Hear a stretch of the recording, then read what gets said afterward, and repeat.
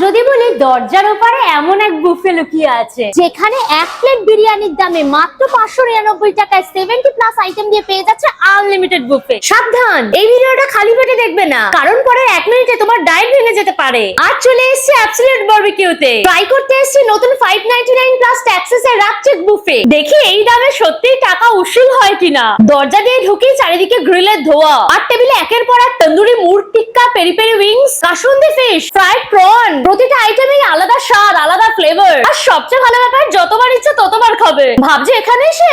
একদমই নয়। এবার উইশ গ্রিলে নিজের পছন্দ মতো বানিয়ে নাও চিকেন কিমা পাও, সঙ্গে পানিপুরি আর পাপড়ি চাট। এরপর শুরু আসল যুদ্ধ।